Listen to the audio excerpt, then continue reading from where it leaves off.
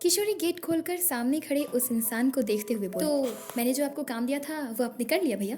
दरअसल वो किशोरी का कजन था। वो इधर उधर देखते हुए अपनी पॉकेट से नोट की एक बंडल को निकालकर किशोरी की तरफ बढ़ाते हुए बोला, ये लो जल्दी, तुमने जितना कहा था उतना सब है इसमें, लेकिन तुम ये तो बताओ इन पैसों का करोगी क्या।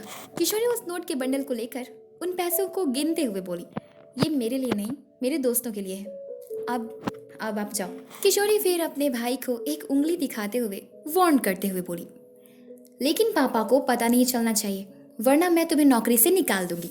वो उसकी बातों को इग्नोर मारते हुए अपना हाथ आगे बढ़ाते हुए बोला, ठीक है, मेरा कमीशन। वो उसके हाथ पर देखकर उस पर देखते हुए सोचती है और फिर उस बंडल में से 2,000 रुपये निकाल कर उसके हाथ पर रख देती है और बोली, ये लो 2,000 रुपये, अब चलो निकलो यहाँ से जल्दी। वो बोला, इतना डेंजरस काम किया, तुम्हारे पापा के अकाउंट में से मैंने पैसा निकाला है उनसे बिना पूछे, और तुम मुझे सिर्फ 2,000 दे रही हो, मैं मुंह खोल दूंगा। हाँ, वो गुस्सा करते हुए धीमी आवाज़ में बोली, ठीक है, ये लो और 2,000 रुपये। वो उन नोटों के बंडल से निकाल कर उसे 2,000 रुपये और देती है और बोलती है, लेकिन पापा के सामने मुंह मत खोलना, वरना तुम्हारी भी सारी काली करतूत अपने पापा के सामने खोल दूंगी, समझे। वो पैसों को गिनते हुए बोला, ठीक है, मैं नहीं मुंह खोलने वाला, अगर अगली बार कोई काम हो तो मुझे ज़रूर बुलाना, ओके। मैं तुम्हारे लिए हाजिर हूँ मेरी प्यारी बहन, अभी मैं चलता हूँ। वो उन पैसों को गिनते हुए वहाँ से चला जाता है। किशोरी खुद में ही बड़बड़ाते हुए गेट को बंद करती है, इसके जैसा भाई हो तो दुश्मन की ज़रूरत ही क्या है।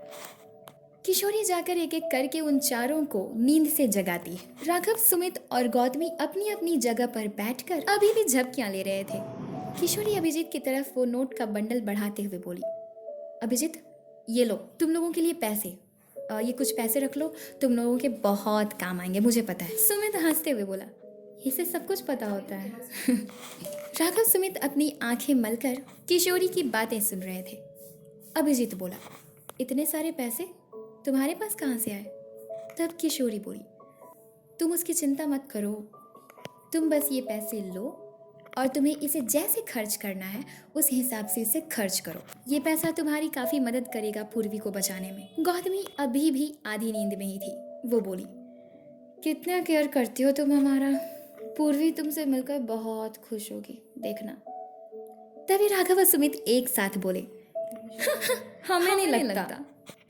तभी किशोरी उन दोनों को देखते हुए बोली, क्या मतलब। सुमित बात को पलटते हुए बोला, अब हमारा मतलब है हम 5 ही दोस्त हैं ना, तो उसे तुम्हें अपना दोस्त एक्सेप्ट करने में बस थोड़ा सा वक्त तो ज़्यादा लगेगा ही, है ना अभिजीत। तभी अभिजीत बोला, हमें काम पे ध्यान देना चाहिए। अभिजीत किशोरी के हाथ से उस नोट के बंडल को ले लेता है और उसे खड़े होकर अपनी जगह सोफे पर रख देता है और उसे देखते हुए बोला, मैं तुम्हें बाद में लौटा दूंगा। तब किशोरी बोली, फ्रेंड की मदद करता है, तुम्हारी जब मर्जी तुम लौटा सकते हो, और अगर नहीं भी लौटाए तो मुझे कोई प्रॉब्लम नहीं होगी, आखिर मैं भी तुम सबकी फ्रेंड हूँ। राघव सुमित बैठे बैठे धीमी आवाज में एक दूसरे में बोले, फ्रेंड, हमें नहीं लगता। अभिजीत, जो कि उनके बीच में ही खड़ा था, उन दोनों की बातों को सुन लेता है और तिरछी नजरों से उन दोनों को एक एक करके देखता है। तब अभिजीत सीरियसनेस के साथ बोला, राघव सुमित, चलो खड़े हो। गौतमी, आंखें खोलो, हमें कार्तिक के मेंशन जाना है। कार्तिक के मेंशन में वापस जाने की बात से गौतमी की नींद ही गायब हो गई। वो झट से बोली, क्या कहा तुमने, उसके मेंशन हमें वापस जाना है। वो जल्दबाजी में बेड से नीचे उतरी और अभिजीत के सामने आकर बोली, ये क्या कह रहे हो तुम, हम फिर जा रहे रावण की लंका में। मैं नहीं जा रही, तुम लोगों को जाना है तो जाओ। सीता मैया को बचाने के लिए श्री राम प्रभु अपनी सेना के साथ रावण की लंका गए थे, जिसमें सबके सब पुरुष थे। यहाँ पे तुम तीनों पुरुष हो, तुम तीनों जाओ, हम दोनों यहीं रहेंगे, है ना किशोरी, तुम रहोगी ना मेरे साथ। किशोरी गौतमी को देखकर इससे पहले कि कुछ बोल दी, उतने पर सुमित मजाक में राघव को इशारा करते हुए बोला, तो तुम उस रावण की पत्नी मंदोदरी बन जाओ, बचाओ हमारी सीता मैया को। क्यों राघव। राघव बोला, और नहीं तो क्या। इतने पर गौतमी बोली, सच्ची का रावण नहीं है वो। तभी राघव सुमित को देखते हुए बोले, लो, इसने खुद को सच में उसकी पत्नी मान लिया। सभी राघव की बात पर बहुत ज्यादा हंसने लगते हैं। गौतमी चिढ़ते हुए बोली, हंसना बंद करो तुम सब, मैं कोई खुद को उसकी वाइफ नहीं मानती, तुम लोग ना पागल हो गए हो, और तुम भी हंस रहे हो अभिजीत, तुम सबके बाल काट दूंगी मैं, समझी।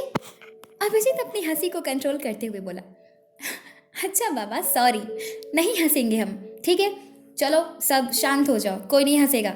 उसकी बात पर सभी अपनी हंसी को मुश्किल से कंट्रोल करते हुए शांत हुए। गौतमी मुंह बनाए हुए अभिजीत को घूर रही थी। तब अभिजीत उसे देखते हुए बोला, अब क्या हुआ? अब चलो प्लानिंग पे काम करते हैं, और तुम्हें तो जाना ही पड़ेगा गौतमी। गौतमी मुंह बनाए हुए बोली, कहाँ? अभिजीत बोला, मैंशन पति रावण के राज्य में। इतने पर सुमित बोला, अभिजीत मेरे पास एक आइडिया है। सभी सीरियसनेस के साथ सुमित को देखने लगे। सबको लगा कि सुमित के पास ऐसी कौन सी प्लानिंग है जो वो बताना चाहता है। क्यों ना हम गौतमी को चारा बनाकर कार्तिक के सामने फेंक देते हैं। इतने पर सब एक साथ बहुत तेजी से हंसने लगे। गौतमी चिढ़ते हुए बोली, मैं इस बंदर के बच्चे को खिड़की से नीचे फेंक दूंगी। मेरे दोस्त नहीं है मेरे साथ, तो तुम लोग अत्याचार करोगे मेरे साथ। हाँ नहीं तो उसको बताती हूँ, मैं सबकी कंप्लेन करूंगी। मैं सबकी कहूंगी कि सब मेरे दोस्त नहीं दुश्मन है, सब मुझे चारा बनाकर के खिड़की के सामने फेंकने की बात कर रहे थे। इतने पर अभिजीत हंसते हुए बोला, उससे कोई फायदा नहीं होने वाला, तो हम वैसा नहीं करेंगे। गौतमी फिर उस पर चिल्लाते हुए बोली, अगर इससे फायदा होता तो तुम मुझे फेंक देते चारा बनाकर उसके सामने। तभी अभिजीत बोला, नहीं नहीं, मेरा कहने का मतलब वो नहीं था। मेरे कहने का मतलब है कि अगर फायदा होता तभी ऐसा हम नहीं करते, क्योंकि जितनी इंपॉर्टेंट पूर्वी है हमारे लिए, उतनी ही इंपॉर्टेंट तुम भी हो। किशोरी, राघव और सुमित अपनी हंसी को कंट्रोल करके गौतमी को देखने लगते हैं। सुमित हंसते हुए बोला, मैं तो मजाक कर रहा था। अभिजीत धीरे से हंसा और सुमित को बोला, ऐसा मजाक क्यों करते हो, शांत हो जाओ। अब चलो अपने प्लान पे काम करते हैं। तब किशोरी बोली, हम मेरी कार से चलते हैं। अभिजीत बोला, हाँ चलो। वो पांचों ही वहां से निकलकर किशोरी के साथ उसकी कार में बैठकर कार्तिक के मैंशन की तरफ चले जाते हैं। इधर पूर्वी अपने रूम में बिस्तर पर सीधी लेटी हुई, कंबल को कमर तक ओढ़े हुए गहरी नींद में थी। साथ में उसे बहुत ज्यादा भूख भी लग रही थी। इसी वजह से वो सपने में अलग अलग तरीके के पकवान देख रही थी और अपनी दोस्त गौतमी के साथ उसे खाते हुए भी देख रही थी। तभी अचानक से उसकी नींद टूट जाती है। पूर्वी थोड़ी देर आंखें खोलकर शांत लेटी रही। उसे बहुत कमजोरी महसूस हो रहा था। उसे ऐसा मन कर रहा था कि अभी उसके सामने कुछ खाने की चीज होती तो वो उस पर टूट पड़ती पूरी तरीके से। पूर्वी भूख बर्दाश्त नहीं कर सकती थी, पर वो पूरे एक दिन से भूखी थी और साथ में उसने कसम भी खाई थी कि जब तक अभिजीत, राघव, सुमित और गौतमी वापस लौटकर नहीं आ जाते, तब तक वो अन्न का एक दाना भी अपने मुंह में नहीं डालेगी। यही सभी बातें अपने दिमाग में सोचते हुए वो अपने सिर को अपनी बाईं ओर घुमाती है तो उसने देखा कि कार्तिक उसी के बेड के बगल में चेयर पर बैठे हुए चुपचाप उसे ही देख रहा था। वो उसे अचानक से ऐसे देखकर डर गई और झट से उठकर बैठ गई। पूर्वी को डरे हुए देखकर बोला, इसमें इतना डरने की क्या बात है, मैं तो चुपचाप बैठकर तुम्हें देख। पूरी कार्तिक के बात का जवाब न देते हुए बेड के दूसरी तरफ से नीचे उतरकर खड़ी हो गई और कार्तिक को देखती है और कार्तिक की तरफ मुड़कर बोली, तुम्हारी हिम्मत कैसे हुई यहाँ आने की? हाँ, और मेरे रूम का दरवाजा तो बंद था, तो तुम अंदर कैसे आए? अपनी फुल पैंट की दाहिनी पॉकेट से एक चाबी निकालकर उसे दिखाते हुए, इस चाबी की मदद से तुम कैसे भूल गए कि ये पूरा मैंशन मेरा है? यहाँ के हर ताले की चाबी मेरे पास है। वो अपनी चेयर से उठकर अपनी फुल पैंट की दोनों पॉकेट्स में अपने दोनों हाथों को डालकर पूर्वी की तरफ आते हुए बोल रहा, मैं तुम्हारे उठने का इंतजार कर रहा था कि तुम कब उठोगी। बहुत देर तक सोती हो, पूरे 3 घंटे से इंतजार कर रहा हूँ मैं यहाँ पर। अब वो उसके सामने आकर खड़ा था। पूर्वी उसे देखते हुए बोली, क्या काम है यहाँ पे तुम्हें? बताओगे कि क्यों आए हो तुम? कार्तिक बोला, वैसे तो यहाँ मैं किसी और मकसद से आया था, लेकिन मैंने सोचा कि तुम्हें थोड़ा वक्त दे दूँ, इसलिए आज शाम तक का वक्त ही है तुम्हारे पास। आज शाम तक अगर तुमने मुझे खुद एक्सेप्ट नहीं किया तो मैं अपने तरीके से एक्सेप्ट करवाऊंगा तुमसे। वो उसके थोड़ा करीब और गया और उसकी हाइट तक झुककर उसकी आंखों में देखते हुए धीमी आवाज में बोला, और उस वक्त तुम्हारे हाँ या ना की मुझे ज़रूरत नहीं होगी पूर्वी, सिर्फ आज शाम तक का वक्त है तुम्हारे पास, तुम्हारी मर्जी का करने के लिए। फिर वो सीधा खड़े होकर पीछे की तरफ हटते हुए पूर्वी को देखते हुए बोला, शाम के बाद मैं अपनी मर्जी का करूँगा, फिर चाहे उसके लिए मुझे तुम्हारे साथ ज़बरदस्ती ही क्यों ना करनी पड़े। वो अपनी बाईं हाथ की कलाई पर बंधी घड़ी को देखते हुए बोला, 9 बज रहा है, शाम 5 बजे तक बहुत वक्त है, सोचो। इतना ही कहकर वो वहाँ से चला जाता है।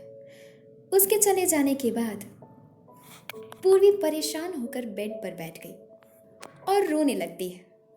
वो रोते हुए ही बोली, पता नहीं कहाँ फंस गई हूँ मैं, कुछ समझ नहीं आ रहा है, क्या करूँ, कैसे निकलूँ इस कार्तिक सिन्हा के घर से। कैसे बचाऊं खुद को, अब मुझे ही कुछ करना पड़ेगा। इतना कहकर वो हिम्मत करके अपने हाथों से अपने आंसुओं को साफ कर इधर ये पांचों कार से कार्तिक के मैंशन के बाहर आ चुके थे। उसके घर से थोड़ी सी दूरी पर थे, जहां से उनके गार्ड्स की नजर उन सभी पे नहीं पड़ सकती थी। कार को ड्राइव किशोरी कर रही थी और जस्ट उसी के बगल में गौतमी बैठी थी। पीछे राघव, सुमित और अभिजीत तीनों ही एक साथ बैठे थे। रोड साइड में अपनी गाड़ी को खड़ी करके कार्तिक के मैंशन को देख रहे थे। गौतमी उस मैंशन को देखते हुए बोली, यहाँ से तो कुछ भी नजर नहीं आ रहा यार, अगर हम थोड़ा सा भी नजदीक गए ना तो गार्ड्स हमें पकड़ लेंगे। तब सुमित बोला, हमें कुछ और सोचना पड़ेगा।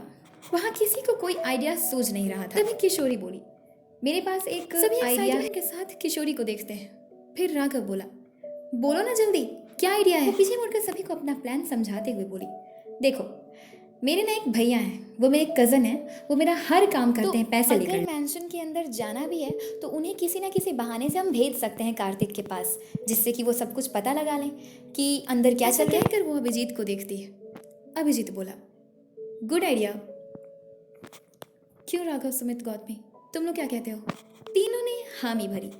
तो बुलाइए अपने भैया को, उनके साथ ही प्लानिंग करती। किशोरी अपना फोन पॉकेट से निकाल कर बोली, मैं फोन करती हूँ। वो अपने उस कजन को फोन करती है। उसने फोन रिसीव किया और बोला, हाँ बोलो, फिर से याद आ गई मेरी? किशोरी बोली, हाँ भैया यहाँ पे आइए ना प्लीज़, हम कार्तिक के मैंशन के बाहर हैं, हमें आपके मदद की ज़रूरत है, आप प्लीज़ जल्दी आइए।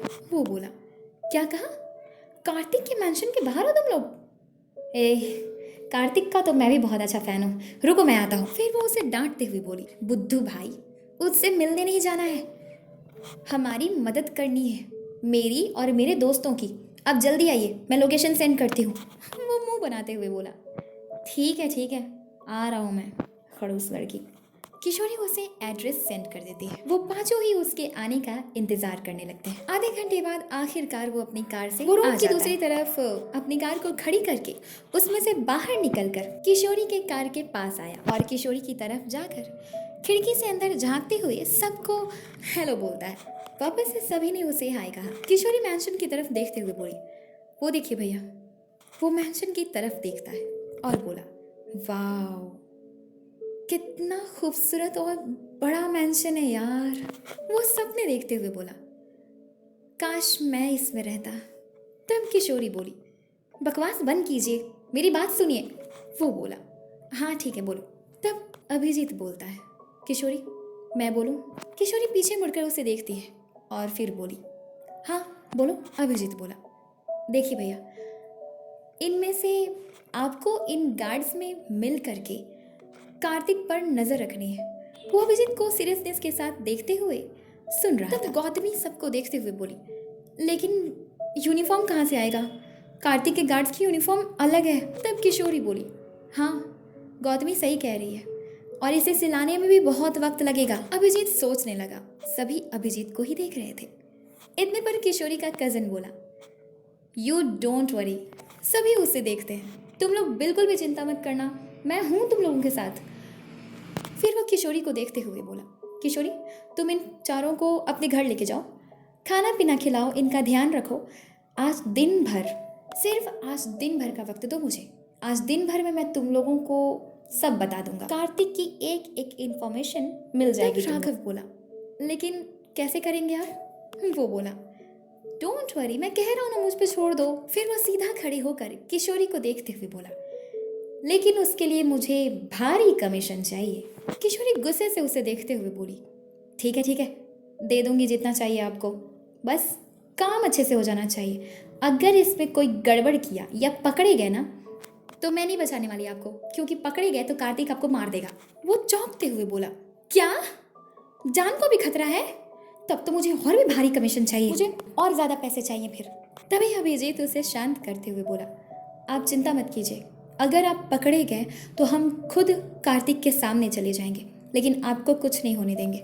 फिर वो हाथ जोड़कर उसे देखते हुए बोला, बस आप हमारी इतनी सी मदद कर दीजिए प्लीज़। फिर वो अभिजीत की रिक्वेस्ट पर मान जाता है और किशोरी को बोला, तुम जाओ, इन चारों को लेकर घर जाओ, और मैं जा रहा हूँ अंजाम देने अपने प्लान को। सभी को उस पर विश्वास हो गया और किशोरी को तो पूरा भरोसा था कि उसे जो काम दिया गया है वो बखूबी कर लेगा। अभिजीत, राघव, सुमित और गौतमी एक साथ उसे ऑल द बेस्ट कहते हैं। फिर किशोरी ने गाड़ी स्टार्ट की और वो पांचों ही किशोरी के घर उसके साथ चले जाते हैं।